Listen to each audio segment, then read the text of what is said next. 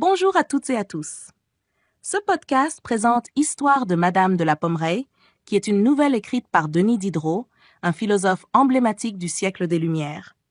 Elle fait partie de son roman Jacques le Fataliste et son maître. L'histoire explore des thèmes tels que la passion, la vengeance et la complexité des relations humaines. L'histoire de Madame de la Pommeraye, l'épisode le plus célèbre de Jacques le Fataliste et son maître, est un magnifique conte cruel. C'est le récit de la vengeance d'une femme trahie qui fait cruellement payer à son amant libertin son désamour en lui jetant comme appât une jeune prostituée dont il tombe malgré lui éperdument amoureux. Mais dans ce terrible jeu de manipulation, personne n'est vraiment celui qu'il semble être. Défense et illustration de la liberté des femmes à se faire justice elles-mêmes, plaidoyer en faveur de leur émancipation, ce texte est aussi le superbe portrait d'une femme indépendante.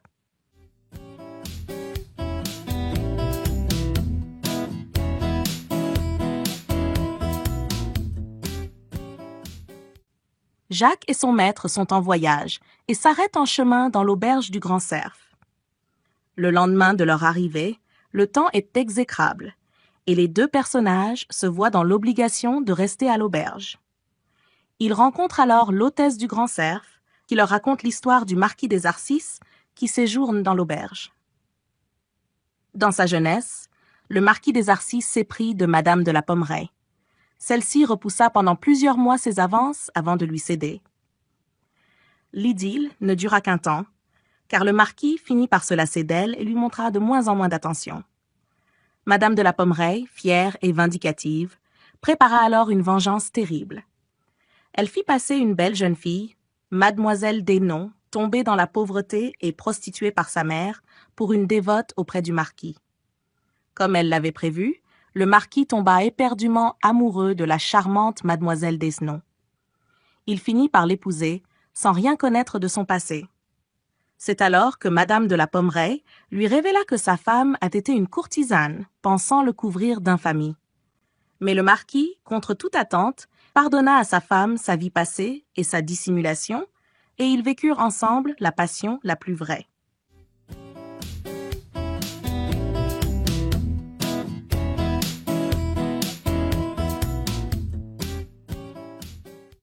Un libertin, le marquis des Arcis, fréquente assidûment Madame de la Pommeraye, laquelle résiste à l'idée de couple et vit plutôt retirée, loin des agitations où celui-ci serait censé trouver ce qu'il cherche. Après bien des années, la constance de Monsieur des Arcis lui vaut la reddition de Madame. Quelques années plus tard, celle-ci le teste en lui avouant que ses propres sentiments se sont refroidis, et lui tombe dans le piège en admettant vivre le même désenchantement. On reste néanmoins amis, du moins en apparence, car Madame de la Pommeraye mijote sa vengeance, manœuvrant une mère et sa fille, Madame et Mademoiselle Desnoms, que la misère avait poussées à la prostitution. Elle les présente au marquis comme des dévotes et fait si bien que celui-ci tombe amoureux de la demoiselle. Incapable de résister au charme de cette vertueuse jeune fille, lui se résout à l'épouser. Et c'est alors que Madame de la Pommeraye lui dévoile le passé luxurieux de celle qui est désormais sa femme.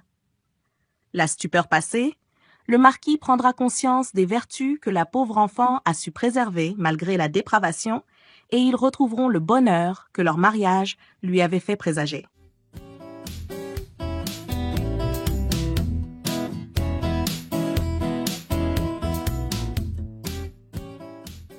Madame de la Pommeraye, personnage principal. Elle a sacrifié toute sa vie au marquis. Elle était malheureuse avec son premier mari, puis, devenue veuve, elle jouissait de la plus haute considération dans le monde par la pureté de ses mœurs.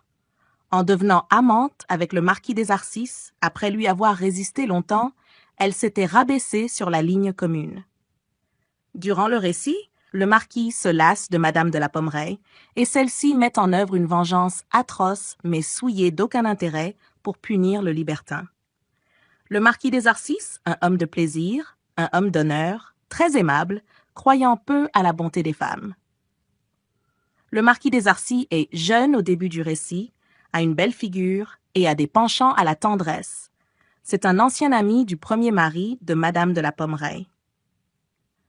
Se lassant vite de ses amantes, il est considéré comme libertin. Il a une liaison avec Madame de la Pommeraye, qu'il poursuit jusqu'à ce que celle-ci le rende heureux. Se lassant de la marquise, il se remarie avec une courtisane devenue dévote, Mademoiselle Duquesnoy.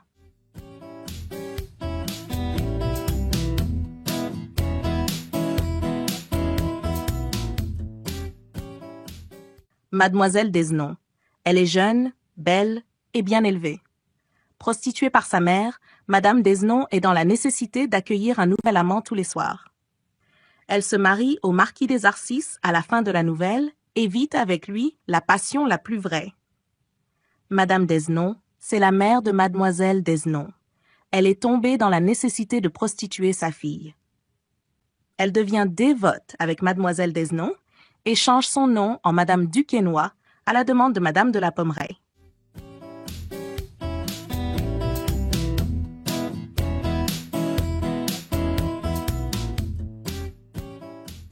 C'est chez Diderot qu'une solution se trouve, à la condition d'adhérer à son talent coutumier dans la pratique du paradoxe. Il admire à la fois la grandeur d'âme du marquis et défend la qualité de Madame de la Pommeraye, une femme trahie dans son honneur par un homme commun. L'auteur se permet de l'énoncer au VIIIe siècle, ce pourrait être un truisme aujourd'hui, et s'écrie à la fin du récit « J'approuverais fort une loi qui condamnerait aux courtisanes celui qui aurait séduit et abandonné une honnête femme, l'homme commun aux femmes communes. » Mais dans la même diatribe, il évoque quelques doutes sur la franchise de cette vierge pure, dorénavant marquise.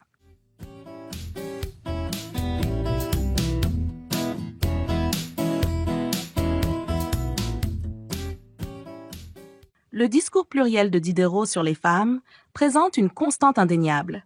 Il est féministe selon le sens donné par Fourier, qui, créateur du mot au XIXe siècle, a défini le féminisme comme une doctrine ayant pour objet l'extension des droits, du rôle de la femme dans la société.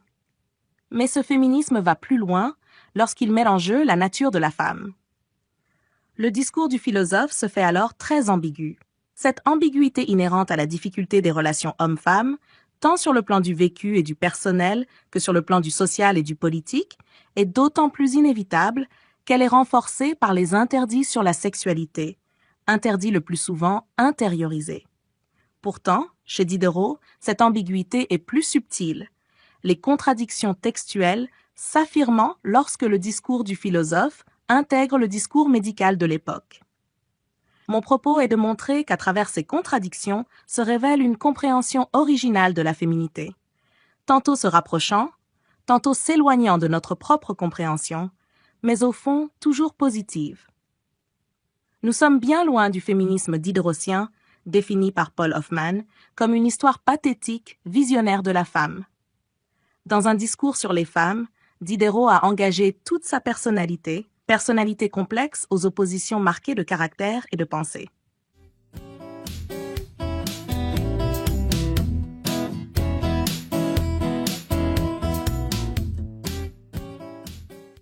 Personnalité forte, autonome grâce à sa fortune, Madame de la Pommeraye ne craint pas d'aller jusqu'au bout de sa vengeance.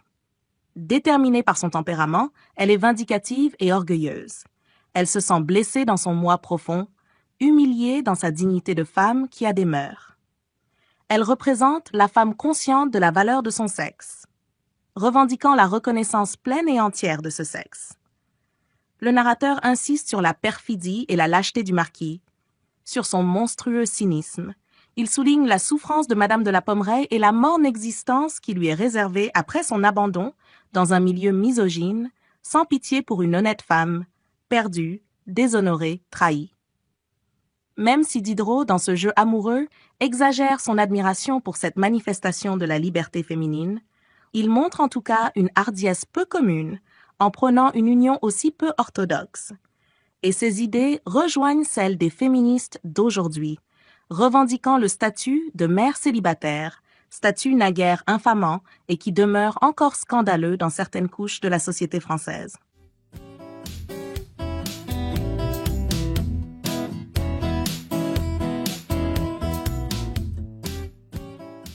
Femme, objet, femme, sujet, ce sont là des questions toujours actuelles. Le philosophe ne décide pas, il se contente de soulever le problème. Ce n'est pas peu. Comment cette contradiction indépassable encore de nos jours aurait-elle pu être résolue au VIIIe siècle? À cette époque où la tradition scolastique encore vivante se heurtait à de nouveaux courants de pensée, où les mythes ancestraux triomphaient toujours. Quant à la divergence de ces conceptions sur la nature féminine, l'on ne saurait s'en étonner dans un siècle qui voyait naître les sciences humaines et où l'interrogation sur le corps de la femme était balbutiante. Certaines hésitations existent d'ailleurs encore aujourd'hui dans les discordances du discours psychanalytique.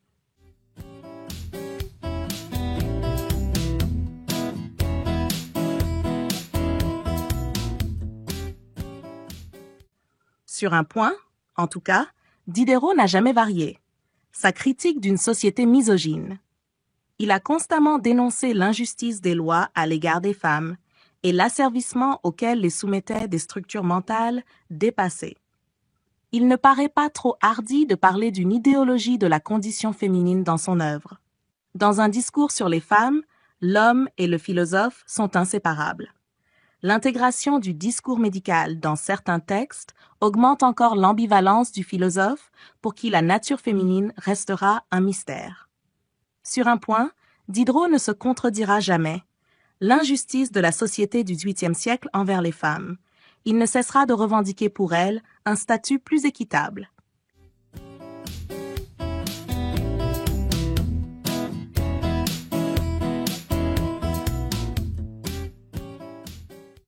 Je vous remercie d'avoir suivi cette vidéo. N'oubliez pas de la partager sur vos réseaux. Abonnez-vous pour m'encourager. Merci encore et à la prochaine vidéo.